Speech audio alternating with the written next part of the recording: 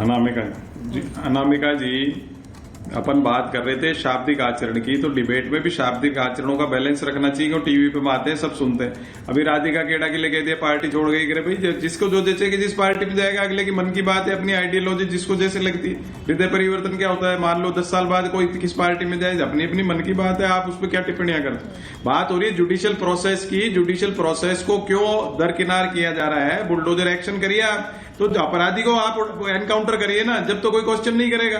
एक अपराधी को आपको ध्यान होगा, कौन सा कानपुर का काका पंडित लड़का था, उसको एनकाउंटर किया था, फिल्मी स्टाइल में किया था, तो कोई उसपे क्या ऑब्जेक्शन हो रहा था किसी का। आप कोई अपराधी है उसका एनकाउंटर करो, लेकिन आप जब घर तोड़ते हो तो लीगल प्रोसेस अपना के तोड़िए, मेरे कहने का मतलब है। और जहां एनक्रोचमेंट हुआ, आप 20 साल से अगर बीजेपी की सरकार है, उनको अब ध्यान आ रहा है, इसका मतलब लेजीनेस में थी, लेजी मूड में थी बीजेपी सरकार 20 साल से। पता नहीं क्या क्या, फिर एक मकान ही अब क्यों हुआ होगा एनक्रोचमेंट, पता नहीं क्या क्या गलतियां गई होंगी बीजेपी सरकार में 20 साल में। तो आदमी का जीवन 20 साल का तो खराब कर दिया ना पूरे उस राज्य का उन्होंने। तो हमको चर्चा करनी चाहिए, जुडिशियल प्रोसेस को अपनाइए, फास्ट तरीके से अपनाइए, जुडिशियल रिफॉर्म्स करिए। और जो एनक्रोचमेंट में फिर स्ट्रेस दे रहा हूं उस बात पे, ये एनक्रोचमेंट जो अधिकारी कराता है उसकी जांच करके उसका घर तोड़े। जब अगर 4 अधिकारी का घर तोड़ दोगे, पूरे देश में एनक्रोचमेंट होना बंद हो जाएगा। और जो गरीब आदमी अगर है, मिडिल क्लास आदमी, वो घर बेचारा बनाता है, पैसे वो खा जाते हैं। आज सवाल सिर्फ इतना है कि पुलिस थाने का घेराव करेंगे, पुलिस के सामने अपनी बात रखेंगे। आप बात रखिए, आप FIR दर्ज कराने जाइए, आपको किसी से शिकायत है उसकी शिकायत दर्ज कराइए। लेकिन अगर पुलिस किसी वजह से थोड़ी देरी होती है या बाद में थोड़ी देर के बाद आपकी बात को सुना जाता है, तो क्या पथराव करना शुरू कर देंगे? और पथराव ऐसा करेंगे कि एक पुलिसकर्मी ICU में भर्ती है, ऐसा हंगामा। नहीं तो इलीगल एक्टिविटी है, आप उनके मुकदमे दर्ज करो, आप उनके ऊपर।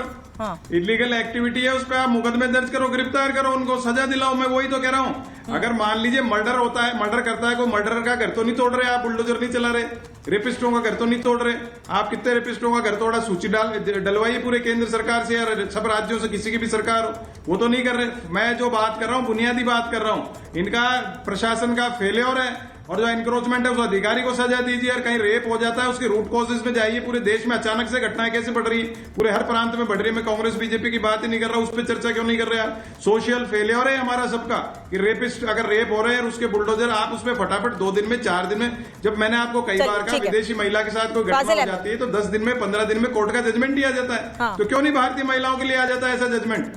ठीक है, ये सब फाजिल अहमद, क्यों नहीं करते? बंद करिए। पुलिस कर्मियों पर पत्थरबाजी, थाने का घेराव करना, छतरपुर का प्रदेश का माहौल खराब करने का, और साथ ही ये भी आरोप कि वो शख्स हिस्ट्री शीटर है जो खुद को समाज सेवी बता रहा है, उसका बचाव क्यों कर रहे हैं सर? बचाव देखिए, एक तो सब 2 बात मुझे बोलनी है। एक तो अवधेश जी बोले कि हम 30 साल से मैं पत्रकारिता कर रहा हूँ, आदिल हसन आ रही है, भाजपा के लिए भी काम कर रहा हूँ, RSS से भी जुड़े हुए हैं। 30 साल नहीं बोल, सुन लीजिए, 30 साल जब कोई आदमी भारत का पत्रकार जब कोई कहता है कि हमारा 30 साल अपना जीवन पत्रकारिता के लिए दे दिए, पूरी दुनिया में 161वां नंबर है भारत की मीडिया का, पूरी दुनिया में 180 में 161वां। तो हमको बड़ा हास्यास्पद लगता है ये बात सुन के, क्या और कहे कि पूरी हमने जो है अपना जीवन पत्रकार, अरे क्या पत्रकारिता में दे दिए कि आप पूरी दुनिया में 161वां नंबर है। दूसरी बात, पुलिस जब आप किसी भी फाजिल अहमद, दिक्कत यही है आपके साथ, जो मैं सवाल पूछ रही हूँ आप और आदिल हसन उस पर जवाब नहीं दे रहे हैं। आप लोग पर्सनल कमेंट करने के लिए आए हैं, तो जा तो रहे हैं। ये पर्सनल कमेंट के लिए डिबेट है क्या? नहीं पा रहे जिस पर आपके, क्योंकि आप लोगों के पास उस पर जवाब नहीं है, क्योंकि आप लोगों के पास उस पर जवाब नहीं है, तो आप राधिका खेड़ा, अवधेश कुमार पर पर्सनल कमेंट कर रहे हैं। मैंने आपसे पूछा कि थाने का घेराव करके पत्थरबाजी करने वालों का समर्थन क्यों, उनका बचाव क्यों? मुझे 2 लाइन में उसका जवाब दीजिए। अवधेश जी ने कितनी पत्रकारिता की है, कैसे की है, उसके लिए आपसे प्रमाण पत्र नहीं चाहिए? बोलिए। 161वां पे बुरा लग गया आपको? अरे मुझे कुछ नहीं बुरा लगा, मुझे आप लोग का डिरेल करना बुरा लग रहा है। आपको इस बात का बुरा लग गया? सर पॉइंट पे आइए, मैं इस पे बहस नहीं, पॉइंट पे आइए।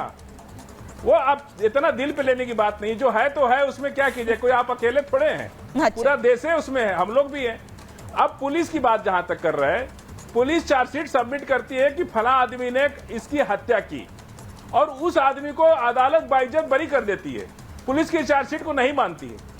अब सोचिए कि पुलिस अगर कह दे कि फला आदमी पत्थर चला रहा था, अभी तो ना तो FIR हुआ, ना चार्जशीट लगी, ना कोई आरोप तय हुआ, ना कोई आरोपी बना उसके अंदर, और आपने तय कर लिया कि इसका घर गिरा दो।